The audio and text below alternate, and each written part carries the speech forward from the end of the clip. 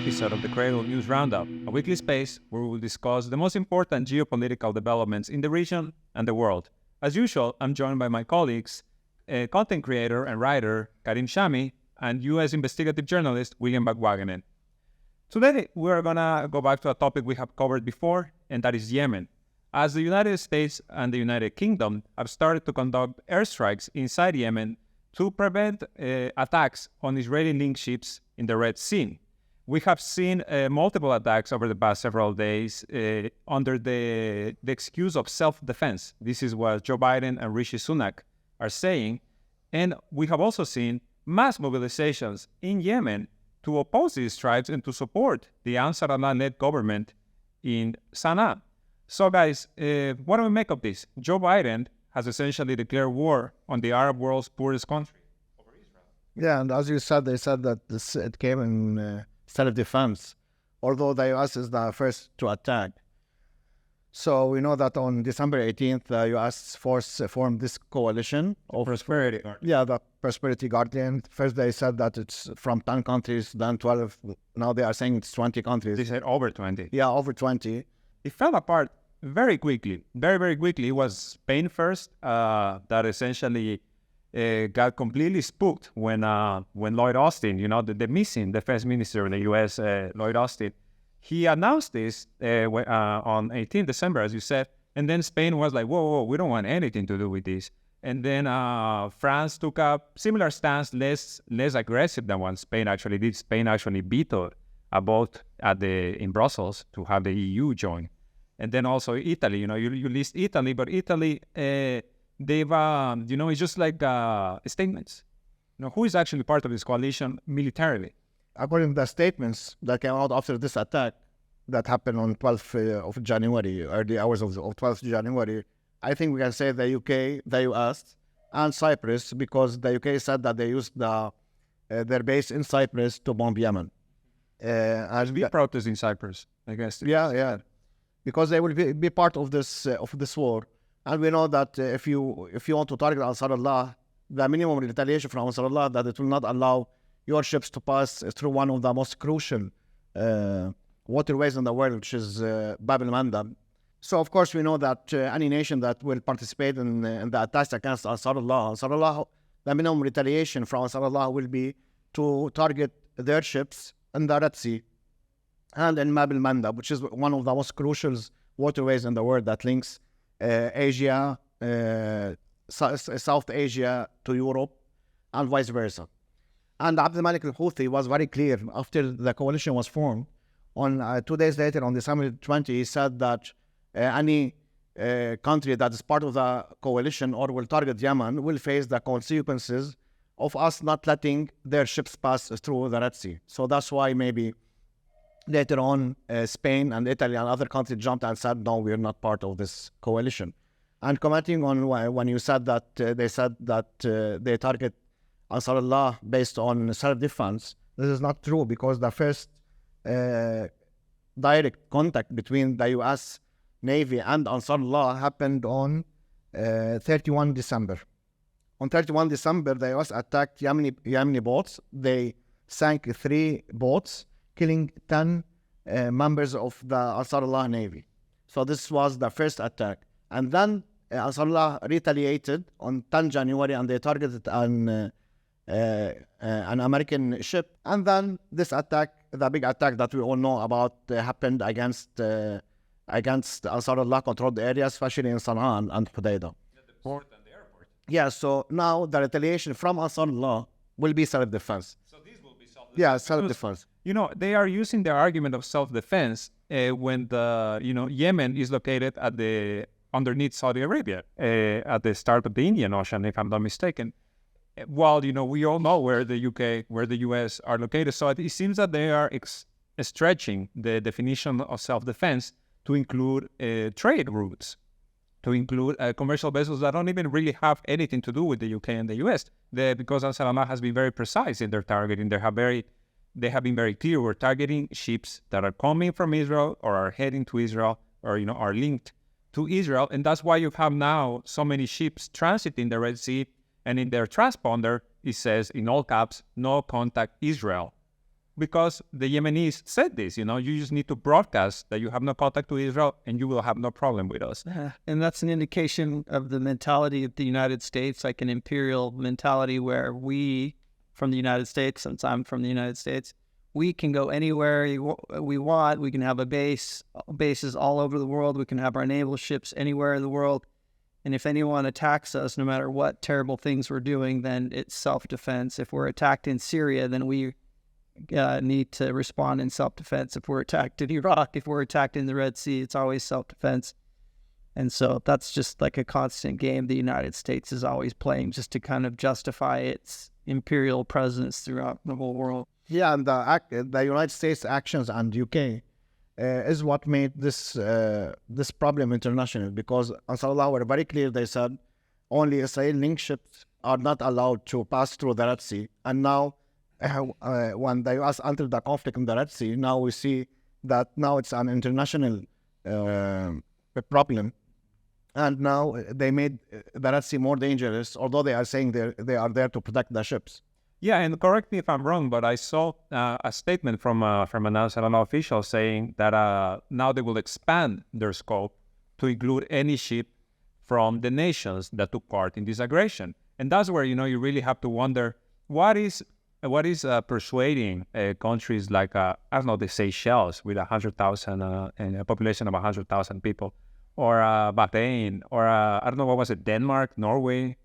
Yes, there are Netherlands, South Korea, New Zealand, Germany, Denmark, Canada, Bahrain, Australia, United Kingdom, and the United States. Yeah, so they are just happily marching into yet another U.S. war. And I wanted to mention something very quickly, something that came out over the past few hours, is that in New Jersey, they are mobilizing troops to be deployed to Iraq and Syria.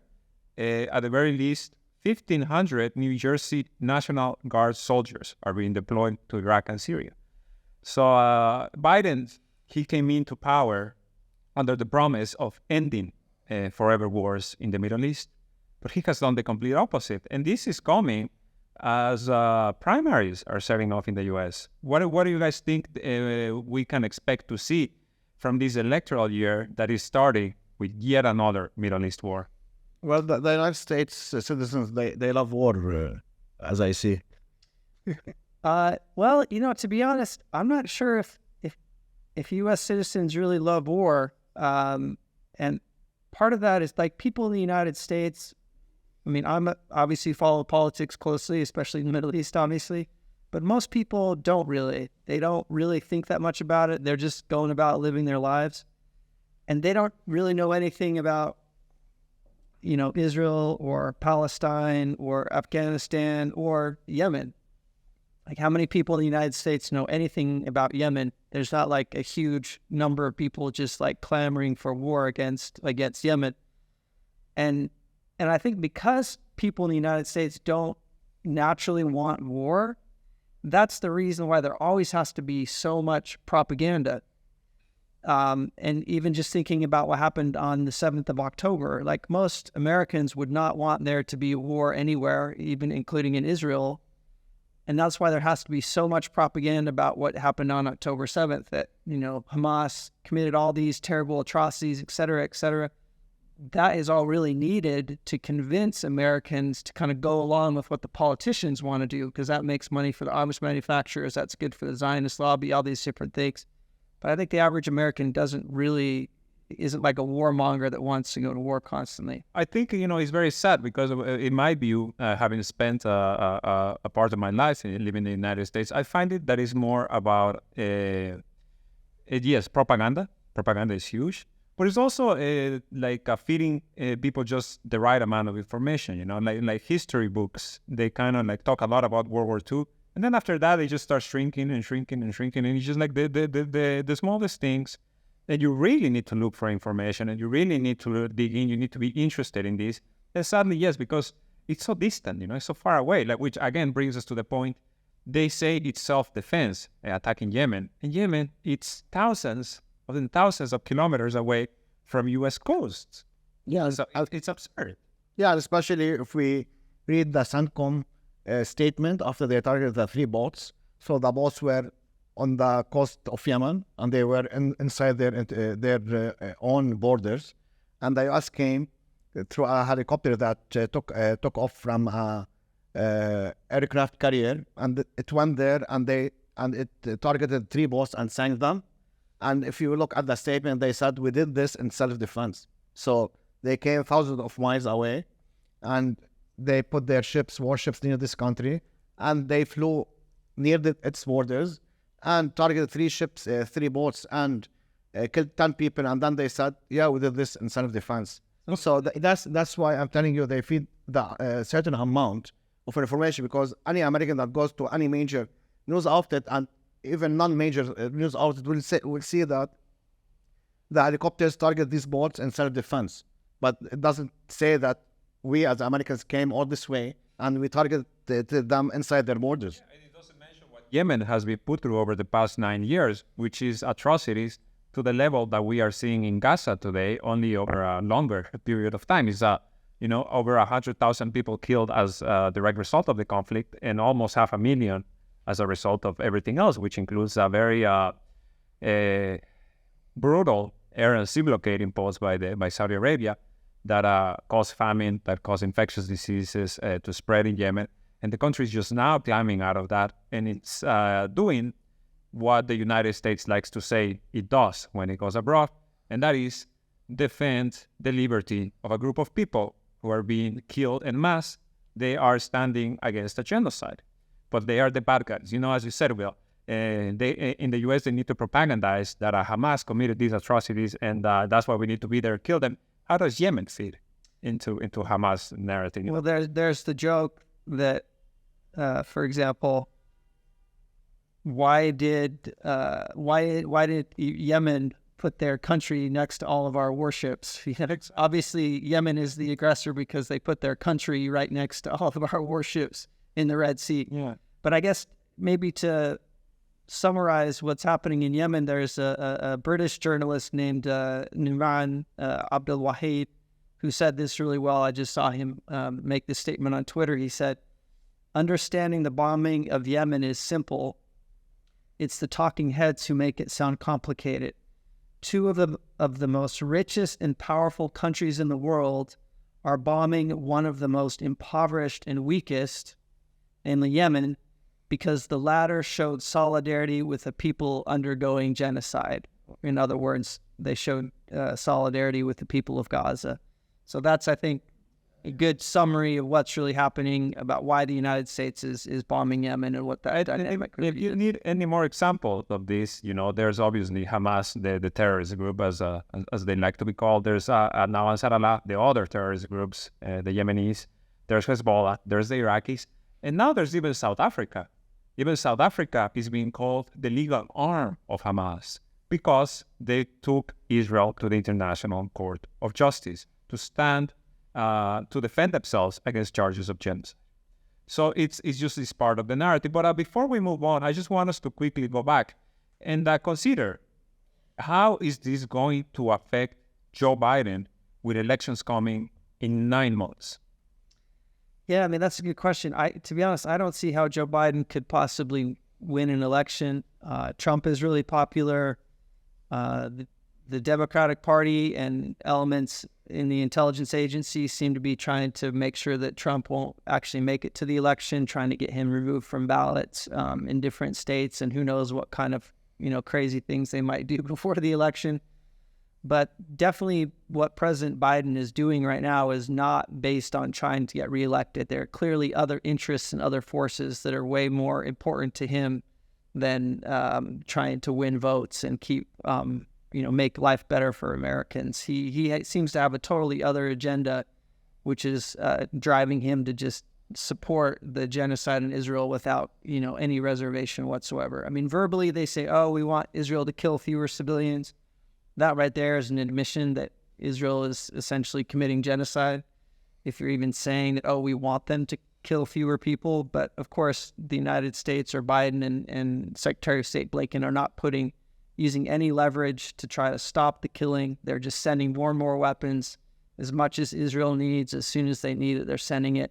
they're providing judicial cover as well. You know, they're involving the case of the ICJ meritless, that they have seen no evidence of genocide, and now they have Germany coming in to say we will also stand in support of Israel. And all of this is bad for Joe Biden to get reelected, because a lot of Democrats, progressive Democrats, support Palestine and are against what Israel is doing.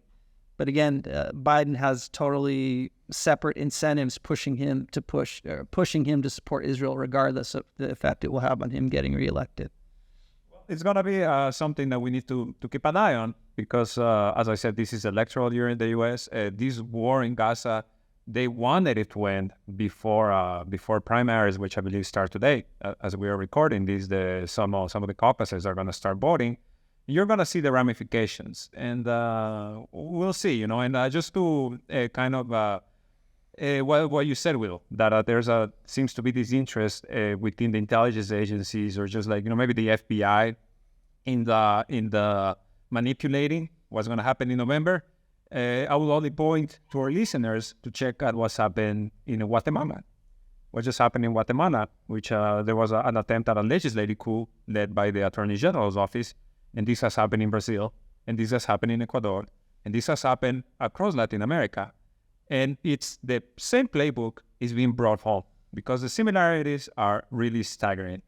But let's move on, because I want us to touch upon a feature that we published over the weekend here at the Cradle, that was written by our friend William, and it's titled "How Israeli Forces Trapped and Killed Ravers at the Nova Festival." So we've been talking about the U.S. and the U.K. Bombing Yemen by essentially backing up their arguments with propaganda. One of the biggest propaganda, campaigns since the start of the Gaza war has been what happened at the Nova Music Festival, which was this rave that was being held on the morning when Hamas commandos broke through the separation wall and attacked the southern settlements of Israel. And we have discussed this before to some extent, that it was actually Israeli troops that conducted most of the killing. But now, just more and more information seems to be coming out, no? Yeah, so basically the Israeli narrative about what happened on 7th of October during the Nova Festival rave, which again was right next to the Gaza border, as you mentioned. The Israeli narrative is that the Hamas or Qassam fighters deliberately came from Gaza, attacked this music festival where thousands of people were partying in the early morning, killed as many people as they could in a premeditated massacre. They raped all kinds of people, committed all kinds of atrocities, burned people alive. But again, more information is what I was able to find, and that is that there was actually Israeli forces were there at the site from the beginning. Hamas had actually intended to attack a military base, which is just like 2 or 3 kilometers down the road, which is like the main military base in the region, home of the Gaza division. And that festival was taking place right in the area. So when Hamas did the attack against the military base, the Israelis dispatched police commando units, like counter-terror units, basically, that were at the site of the festival. They arrived by helicopter and also by car.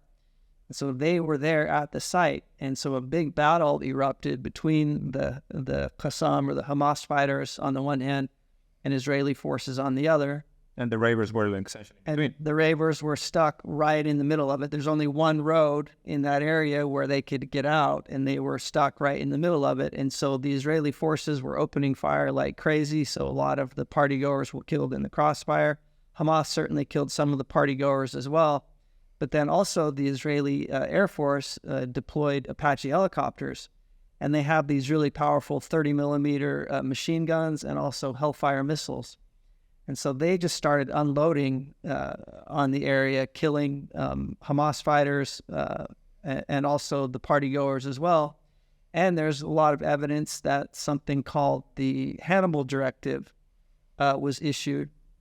And that's a controversial Israeli military policy that says if our enemies are taking our soldiers, or in this case civilians, captive, we would rather just if we can, open fire and kill them to avoid the problem that would cause for us, which is having to negotiate for their release and make all kinds of concessions to our enemies in order to get our captives back.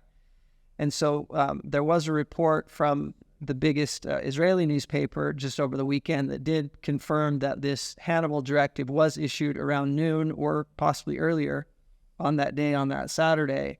And so that further explains why the Apache helicopters just unloaded and destroyed so many cars, burned so many partygoers alive. A lot of the rescue workers that showed up at the party afterwards to collect the bodies. I mean, there's footage of just these bodies that are just literally just ash. They're still like pouring water on the ashes of the bodies because they were still burning. So if Hamas had killed the 364 Israelis who were supposedly killed that day, their bodies would be riddled full of bullets and things like that, but they wouldn't be just totally burned to death. There wouldn't be hundreds of cars totally destroyed. So again, but Israel has to claim that Hamas carried out these huge atrocities. Number one, saying that they raped all the partygoers, burned them alive, all these things.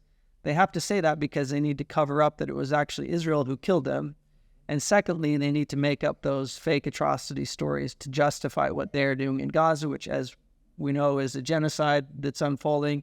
The Israelis want to take Gaza, totally flatten it, ethnically cleanse the 2.2 million Palestinians who live there now, kick them out to Egypt or some other country, and then rebuild Jewish settlements on the beach in their place.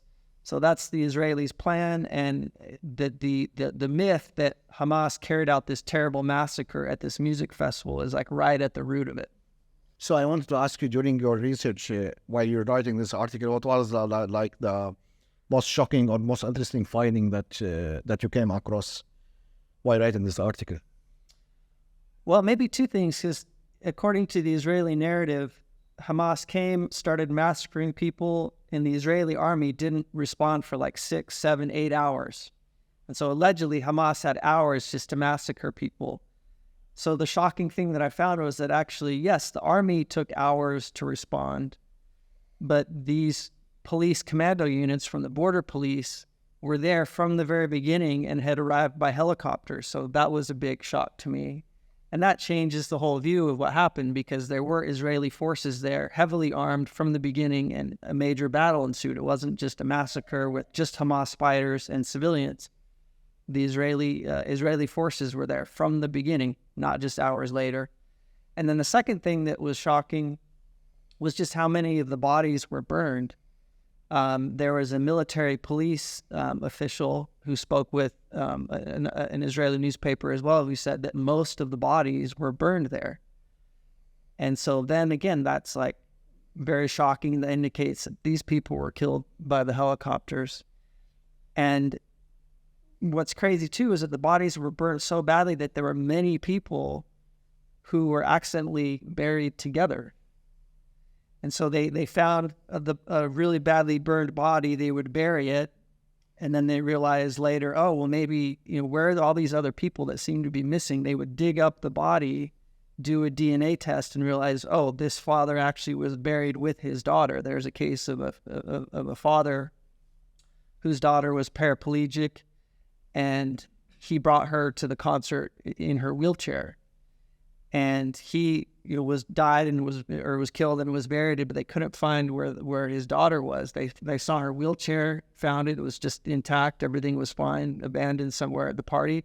But eventually they dug up his body, and then they did another DNA test and realized, oh my gosh, his daughter had been burned so badly that he was like holding his daughter when one of the helicopter airstrikes must have hit, and it literally just burned them all together, and they were accidentally buried together. So, and that happened in multiple cases. So I guess those are maybe two of the things that for me were kind of very shocking. Yeah, that's why maybe we saw that there were no exact numbers from the Israeli army, how many are kidnapped or how many are killed. And They seem to change it. yeah, the numbers are constantly changing even after 100 days. That's what I wanted to mention, because this information that is coming out, a lot of it is coming out of Israeli media themselves. It's like they cannot, the narrative, they can only control it up to a point, given the amount of information that is out there, the amount of the people that were involved, essentially. Well, yeah. Well, to mention that, there are many cases where people were thought to be taken captive back to Gaza or were simply missing.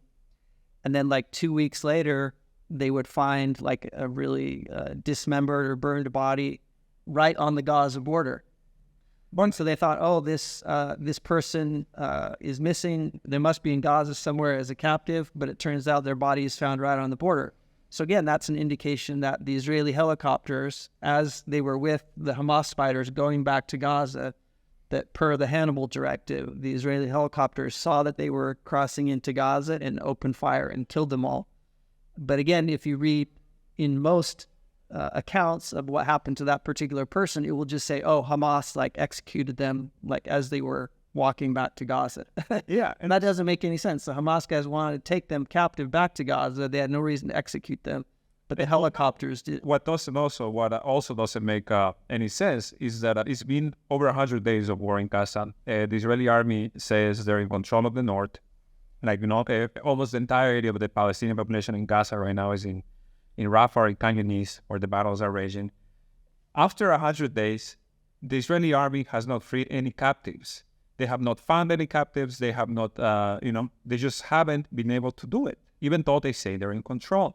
And that also brings to mind what's happening with the war cabinet, because, the war cabinet made up of Netanyahu, Becky Beer, Benny Gantz, etc. I forget who else is in it. Yoav Gallant, the defense minister. Joe Biden has had in a couple of war cabinet meetings. They are in very deep disagreement about whether or not to investigate what happened on 7 October, which with the head of the Israeli army wanting to launch a probe to essentially, let's not make the same mistakes again. And these, the supremacists, the extreme far-right factions within the Israeli government being completely against it. Their argument being, we are in a state of war. This is, not time to be investigating this. But in reality, when you see the evidence that keeps coming out about what actually happened at the Nova Film Music Festival, or, what has been happening with the captives, or the fact that they keep bombing the areas where the captives are being held, then you start to get the sense that this is a completely different reasoning. And I think it aligns with what you're saying, Will, which is we need to protect the state. It doesn't matter at what cost. Yeah, we have this new evidence that's coming out, and we have also historical evidence because between 1950 and 1951, there were a series of bombings in Baghdad targeting the Jewish community in Baghdad. And by time, everybody knew, or there were evidence through history, that the Zionists are the ones who operated these bombings to force the Jewish community in Baghdad to travel to Israel or to migrate to Israel, because Israel is the safest place for Jews, although they are the ones who directed and did these bombings in Baghdad. The total of Jews killed between 1950 and 1951 were 180 Jews. And they used this as a means of propaganda to portray that Israel is safe for the Jews and it's not safe for in the Arab world. And during this period is when most of the Arab Jews traveled to Israel. So although they are the ones who did the most casualties in 7 October, but they are still till now playing the role of the victim. But and they also are very open about, the leaders. Netanyahu, he says, we're going to go against anyone who tries to stop us. He even said we're going to go against the Hague. We're going to go against the UN World Court. He again repeated this line of, this is not just our war, it's also the West's world. It is a war of the sons of light against the sons of darkness. This is the narrative, this is the rhetoric of what Israeli officials use to describe this war. And as you said, yes, this idea that Israel is the only safe country for Jewish people, it's, first of all, it's a Zionist belief. And second, it's alive and well, because Joe Biden said the exact same thing when he was asking for the supplemental funding request. He said, if there is no Israel, there wouldn't be a safe place in the world for Jewish people. And sadly, that's how the narrative is controlled. So this is, again, another topic that is going to continue to develop, and we are going to stay on it. But I think we can wrap it up for now. Thank you all for joining us today. We hope to see you next week. Don't forget to subscribe and to follow us on X, on Telegram, and on Instagram. For the Cradle News Roundup, my name is Esteban Carrillo. I have been joined by Karim Shami and William Van Wagner.